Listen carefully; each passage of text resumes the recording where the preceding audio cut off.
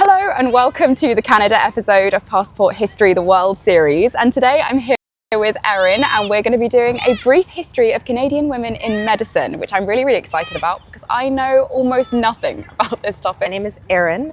I am a historian and writer. I had my first book come out last year. It's called Women Who Kill, A History of Britain's Most Dangerous Women. And I currently just won the True Crime Awards Reader's Choice Book of the Year. Huge congratulations on that. Exciting. That's amazing. Who's your favourite female killer? It's a great question. That's a good question. Probably, well, there's different stories affect me in different ways. There are three stories that make me furious because they shouldn't have been killed. For what they did, and so I'll choose one of those. One of them is Margaret Shuttleworth. Okay. She was convicted of killing her husband, but I don't think she did it. There is not a lot of forensic evidence, because it was not a thing. And so, what sort of period are we talking about here as well? I believe she was in the 19th century, but early. 19th century. Okay. Early. So yeah, not a lot of forensic evidence going on then at all. This is like years before Jack the Ripper, and there was not really any forensic evidence then. It was all kind of hearsay. He was found here. He was found by her. And they thought she did it because she had been drinking the night before. But that's classic. Immediately makes you a killer, right? But that's basically all the evidence they had. Wow. And yet she was convicted and killed. Oh my goodness. And it was just like, there was so, like, today, yeah. I mean, it's one of those moments you're just really glad that you don't live in the 19th century. Absolutely. I mean, there are many reasons I'm glad that I don't live in the 19th century personally. Absolutely. That being a key one. Absolutely. Shall we move on to Canadian women in medicine? Absolutely. So where are we starting? Whose story are we going to start with? Well, are we going to start at the beginning or with your favourite story? I thought we would start at the beginning, because the next story is my favorite story. There's just one story before the immediate one. And we're starting around 1850, going to about 1950? Mostly? Yes, but the first story, which is why I wanted to start with, it goes all the way back to the 17th century. Oh, fantastic. Brilliant. That was the first, she was technically the first secular nurse in Canada.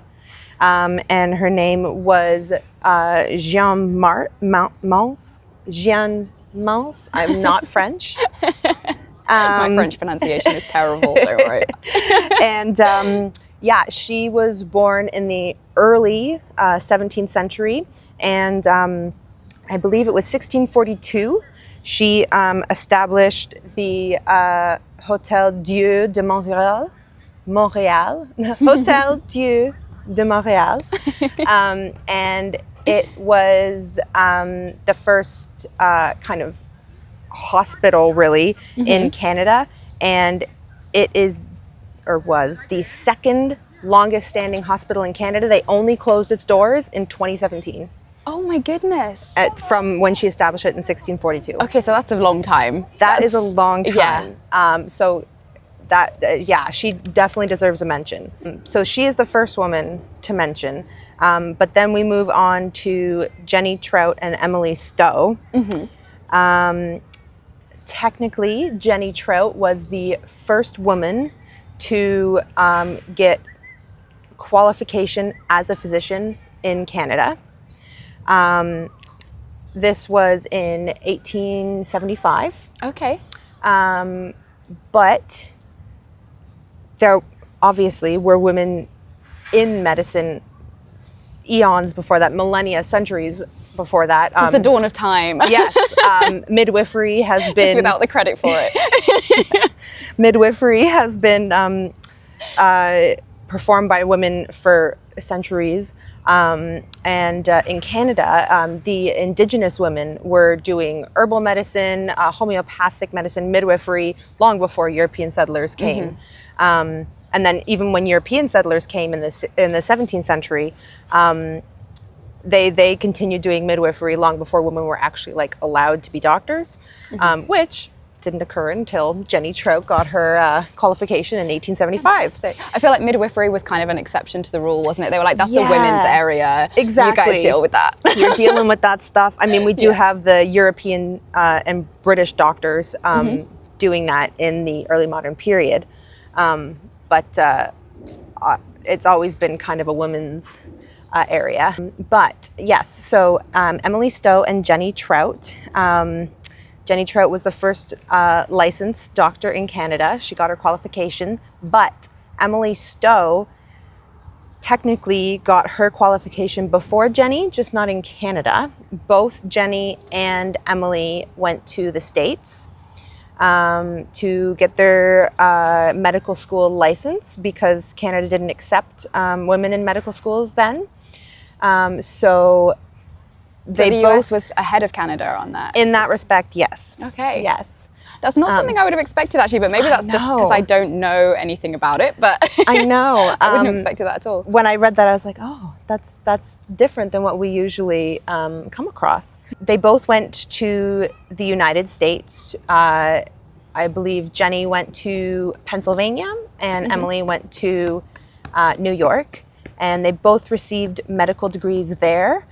Emily did this years before Jenny did. In 1867, she received her medical degree from, I believe it was the New York Medical College. Okay. And Jenny didn't do this until 1875.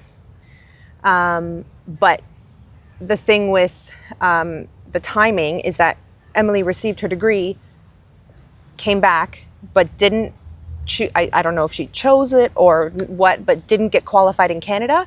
She did open a medical practice, but Jenny immediately got qualified in the States and came back to Canada and immediately got qualified in Canada. Okay, so she was the first to be qualified in Canada, even though we have these amazing women acting as physicians in Canada, but they didn't qualify in Canada. Absolutely. Okay. And she was qualified in the States, just not in Canada.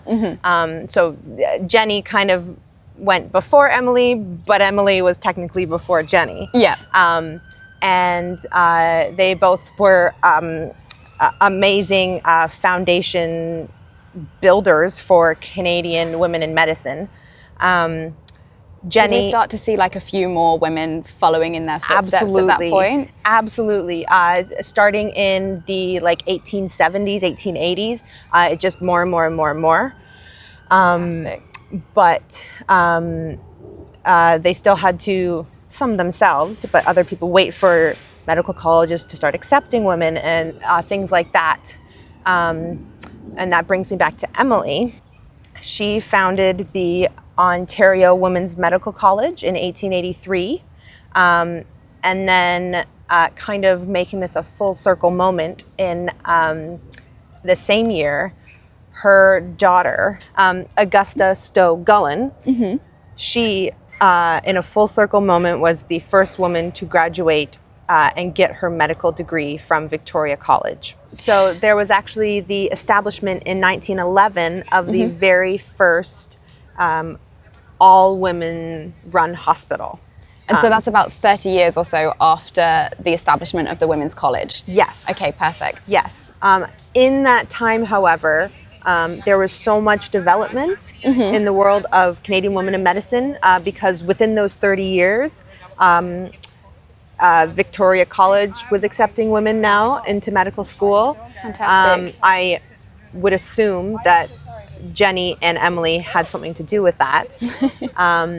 But they began accepting people, and also the University of Toronto finally began accepting women into their medical school in 1905. Brilliant. So finally we're getting somewhere. Yes, and the University of Toronto Medical School is still one of the most highly sought after medical schools in Ontario and Canada. Fantastic. Yeah. The next big leap with women in medicine in Canada was the foundation of the Federation of Medical Women in Canada. So that was basically the establishment of all of these women's hard work into one big federation. And that happened in 1924. Fantastic. And it was founded by 6 pioneering women. The first of those women was Dr. Maud Alcott. She was obviously a doctor. She was one of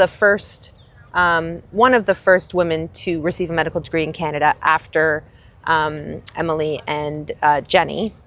And she pioneered research in like cardiovascular research, and the heart was her specialty. Okay. The next one was Dr. Elizabeth Bagshaw, and she is one of my favorites because she pioneered research and the foundation of the birth control pill. Oh, wow. Okay. And she was one of the first, if not the first, director of Planned Parenthood. She established it in 1931. I mean, of course, that was pioneered by a woman, right? Of course. Yeah. Absolutely. And third one was Dr. Elizabeth Embury, and she was also one of the first women to graduate from a medical school in Canada. Then we have Dr. Janet Hall, who was pioneering family medicine. She was a very well-known family medicine doctor in Ontario. The fifth out of these 6 women was Dr. Helen McMurtry, and she, again, in a foundational position, was one of the first women in medicine and women, period, to hold a position in the federal government. Wow. And that was big for that time. Like, women were not. I mean, women in the government in general, let alone women in medicine and in the government. That's like, women were nowhere near the government. And the final one is Dr. Jenny Smiley. Okay. And she is another one of my favorites. What a fantastic name. I know, right? I wonder if she was Smiley. Like, I think so, because of her qualifications. She was the first female surgeon in Canada. Wow, amazing. Okay, I mean, one would hope she was smiling. Absolutely. The first female surgeon in Canada. Yeah. Although that must have been quite difficult to get there. I can't imagine. Yeah. All of to be these the first women, female of anything, the struggle to get there in the first place is... Absolutely. I mean, the struggle to become a surgeon in general, let alone the first female surgeon. Wow. Yeah. So all determined 6 of these women. Oh, absolutely. All of these women, I can't imagine the determination in the face of adversity. Yeah. Like the sort of, like, the things that they must have faced, comments from people, and just the amount of, like, objects in their way that they have to overcome to get there. Absolutely. I can't even start to comprehend it. I know. I think about, not so much in the women's college, because that was all women, but when Victoria College and the University of Toronto started accepting these women, it's not like there would be like half the class of women. There'd be 1 or 2 in an entire class. So I can't imagine how daunting that would feel in a class of like 100 men and you're one of 2 women. And the majority of those men probably think you shouldn't be there, which... Absolutely. I'm going to do a quick shout out to Canadian film. Because one of my favorite TV shows of all time is Canada Made, and a lot of the actors are Canadian as well. Okay. And it's Murdoch Mysteries. Okay. And it takes place in the late 19th and early 20th century. And one of the lead characters is a female doctor. And she in the show pioneers so many of these things that we're talking about as a representative of these women on the show. Fantastic. So her name is Dr. Julia Ogden. Brilliant. And she is a great representation of the struggles, but also the pioneering attitudes of these women. So if you're interested in mystery and medicine and Canadian history, mystery, medicine, and Canadian history. What a combination. I know. Excellent. How could you get better? It's amazing. It's really amazing. And also go and get Erin's book. Yes, do that too. So the second to last woman I want to mention is Leonora King. She was the first medical missionary from Canada to China. Wow. And so she, at a time when, again, women were not doing this really, although being a missionary was a little more popular than being like a professionalized doctor. Yeah. But she went to China and she established a hospital there. She really focused on women and children and helping them. She established dispensaries, and she established a women's medical school as well. In Tianjin, I think. If I said that right, I apologize. I am neither my Mandarin Chinese nor French. pronunciation is no better than my French. Yep. So the last woman I want to talk about is Maud Menton. Okay. And She's got a great name. Right.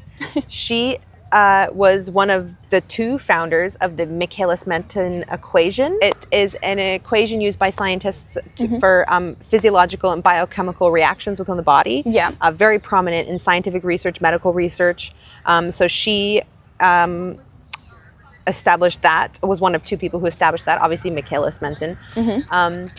And she was pioneering in the studies of hemoglobin, which is what the blood is made from. Yeah. And as well as like a body's chemical reactions and blood sugar and kidney functions.